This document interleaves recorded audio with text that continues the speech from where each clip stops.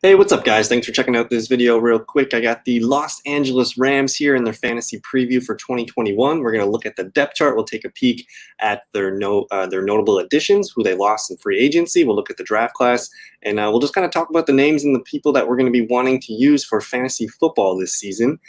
Before I get into that, I just want to show you guys real quick the 2021 draft kit that I'm offering. You can find it on the homepage here. There is a link in the description below too. But anyways, it's just going to ask you to subscribe. Plug in your information, you'll create an account with WordPress, and then from there you're going to go, you can click back into this page and it'll show you the projections document, which I have, I've been kind of showing snippets here and there of the document. We'll talk about the Rams in a second.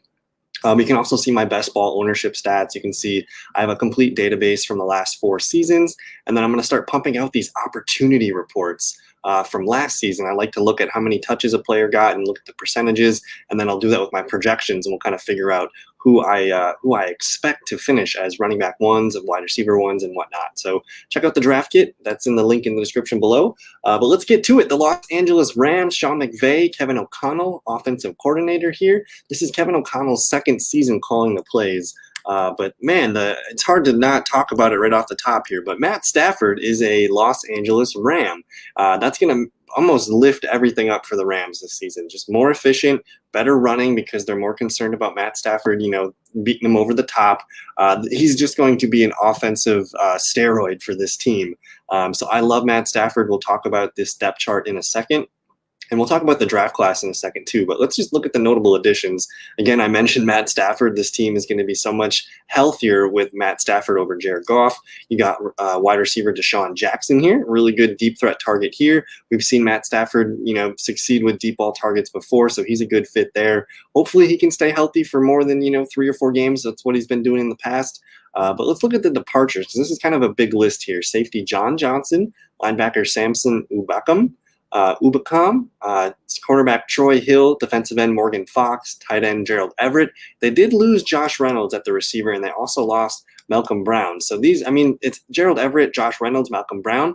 These guys were all valuable pieces to that offense. They weren't, like the elite pieces of the offense, but they were all secondary pieces that got a lot of work. And the thing that I noticed last season, just looking at this offense, by far, this was the least amount of people who touched the ball in any offense in the NFL last year. Only 2 quarterbacks, only 3 running backs touched the ball, only 4 wide receivers, and only 3 tight ends. So it's a very tight-knit group. They don't like to get too many people in the offense. So it makes it a good fantasy, situation for us because we kind of know who to trust, and it's very consolidated. So we'll talk more about these numbers in a second. But again, the departure list is pretty lengthy, but adding Matt Stafford, man, that is the king of all free agency moves, I think, this summer. So 21 draft class. A little bit disappointed here in the selection of Tutu Atwell. He's a really small receiver, but he's got speed. He's almost, Deshaun Jackson-like, where he can kind of stretch the field and just beat you deep and get behind you. I just question the pick at 225. I think there are some other receivers that I would have preferred on board here. So I like Tutu Atwell. I'm not drafting him for Dynasty. We're not going to expect anything out of redraft. He probably sits at least at minimum. He's going to sit 5th on the depth chart this season. But who knows? He could be a special teams guy that helps in other ways on the field his rookie season. Ernest Jones here, it's linebacker out of South Carolina in the 3rd round. Bobby Brown III, Texas A&M defensive tackle. Cornerback Robert Rochelle, Central Arkansas here. So there's a nice concentration on defense in that 3rd and 4th round, where I do believe you can get potential starters in this round. So I do like the going to the well on defense here, making sure they get at least 1 or 2 starters out of here. Wide receiver Jacob Harris out of UCF in the 4th round as well. Defensive end Ernest Brown IV out of Northwestern. Running back Jake Funk out of Maryland. He's kind of a fun player to keep an eye on for the preseason. Another wide receiver here, Ben Skowronek out of Notre Dame. And then they finish up with a linebacker, Chris Garrett here. So a lot of offense was added. You draft 3 wide receivers. You draft a running back. A little disappointed there was no offensive line help. I thought that's one area that they would for sure try to get at least 1 or 2 guys. But they decided to go with a lot of receivers, try to get that passing game going for Matt Stafford, make sure he's got a lot of weapons.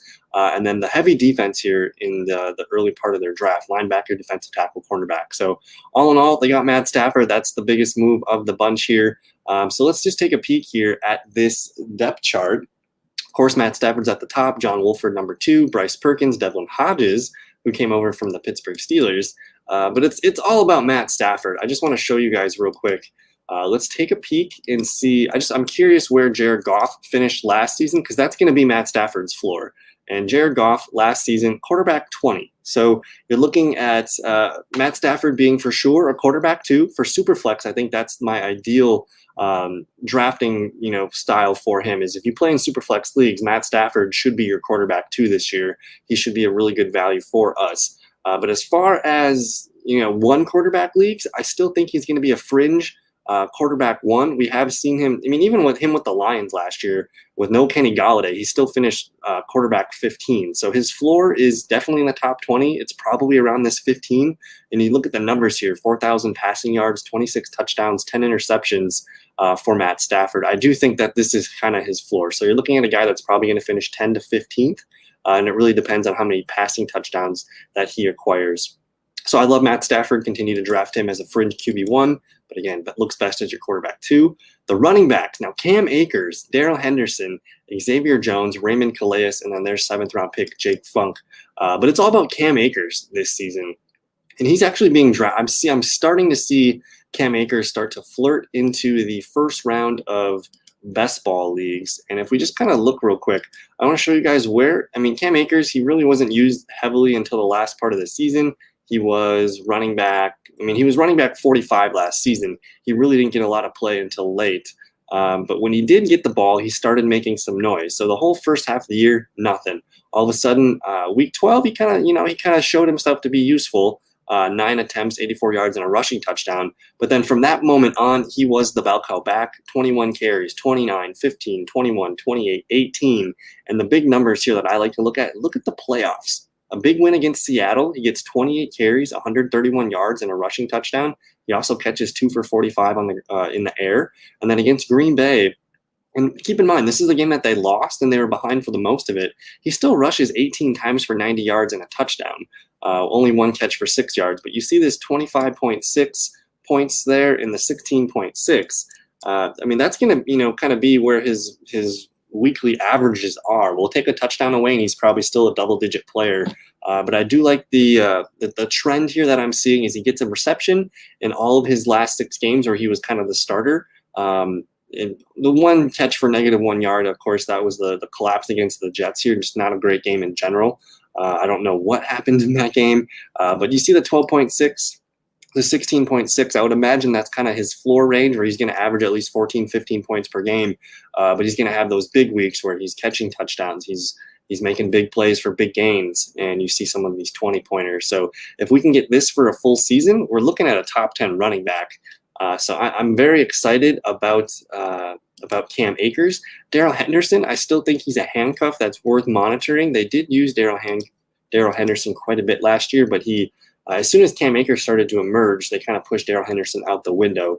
So Henderson did finish above him. He was running back 36. He had 138 carries, 5 rushing touchdowns.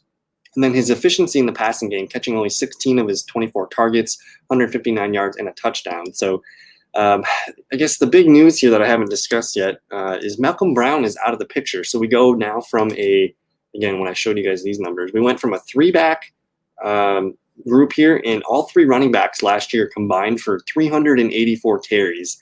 If we just divide 384 directly in half, we're basically, let me do that math on the side here, 384 divided by 2.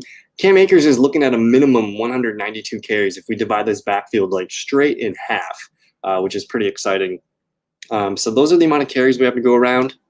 As far as targets, Malcolm Brown was the leading pass catcher from this group, and they had a total of 71 targets. So again, if we divide that number in half, that's 35 and a half. So you add the amount of carries that we had there, I think it was 390 or 192 plus 35. You're looking at a minimum of 35 plus 192 is going to equal 227. That's a minimum amount of touches for Cam Akers and Daryl Henderson. If we split that in half, we're probably going to tilt it a lot more towards Cam Akers' side, maybe a 65-35, maybe a 70-30 split. So for me, I still have some value with Daryl Henderson late in best ball leagues, but again, it's all about Cam Akers. At the moment right now, I have 252 carries going towards Cam Akers, 135 for Daryl Henderson, which is about what he had last season. Akers, 1,100 yards. Daryl Henderson, 600.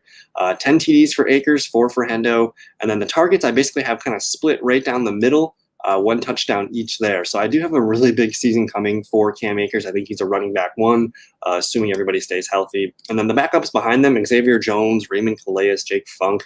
I don't think this team's going to use a third running back very much. We've seen history behind here that Sean McVay, he really likes to only use 2 or 3 backs at the most. So there's really nobody else that we need to worry about there.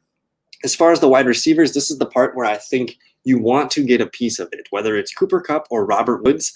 At this point, I really don't think it matters. I have both guys at like wide receiver 12 and 13. They're both going to be fringe wide receiver 1s. They'll probably trade off weeks again like they did last year. But it doesn't really matter. Matt Stafford's going to be really efficient with both these receivers. Cooper Kupp, Robert Woods, anywhere in the 4th round. If they fall into the 5th, that's easy money. But you want one of Matt Stafford's reliable targets here, Cooper Kupp or Robert Woods. And I love being able to get one of those targets in the 4th round. Other receivers here, Van Jefferson, Deshaun Jackson, Tutu Atwell, Ben Skowronek, and then there's a couple other guys here. Why didn't I have that 3rd receiver that they drafted? Jacob Harris. I should probably put Jacob Harris on this list. But anyways, what do we expect out of Van Jefferson, Deshaun Jackson? Last year, this team used Josh Reynolds primarily as their 3rd wide receiver. He's leaving behind 81 targets, 52 catches, 600 yards, and 2 touchdowns. Now, Van Jefferson did not get a lot of work. He did have a nice touchdown in the playoffs, but I'm expecting a lot of the Josh Reynolds numbers to go to Van Jefferson. Deshaun Jackson hasn't really proven to be healthy, but if we look at these numbers between the two, just say we have 112 targets to split roughly, and then the catches roughly 70. So it wouldn't surprise me if we do see Deshaun Jackson play healthy and have like 30 or 40 catches at the most. But I do think Josh Reynolds is going to be the guy that they try to put on the field as much as possible. Again, he was a 2nd-round pick last year, and he started to look good as the season wound down. So again, Cooper Kupp, Robert Woods, sprinkles of Van Jefferson and Deshaun Jackson for me in the best ball leagues right now. And then at tight end, this is another part.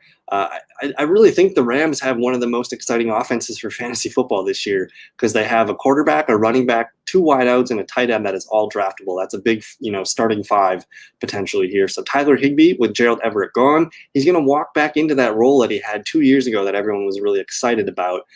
So for me, I have him somewhere as a top 10 tight end, I believe. He is going for roughly 520 yards and 5 touchdowns. I do think I'm a little bit low on him as well here too. So maybe let me see. Let me go to the tight ends. I do have Higbee as tight end 14. I think that's going to be his floor.